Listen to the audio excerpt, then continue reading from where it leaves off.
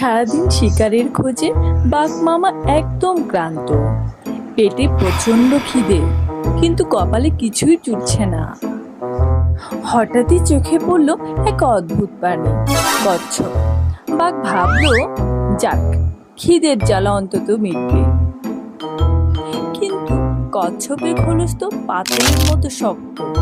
বাঘের দাঁত আর যেন চলতেই চায় না। বাঘ মামা, আমাকে কামড়ালে কিচ্ছু হবে না, বরং আমাকে ওই পানিতে ফেলে দাও, খোলস নরম হয়ে যাবে, তখন মজা করে খেও। বাঘের মাথায় বুদ্ধি নেই, সে কচ্ছপের কথা বিশ্বাস করে তাকে পানিতেই ছুড়ে দিল।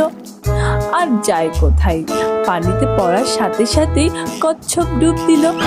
বাঘ তো অবাক, হাতছাড়া হলো শিকার। শিক্ষাটা মনে রেখো, গায়ের জোরের চেয়ে বুদ্ধির জোর অনেক বেশি।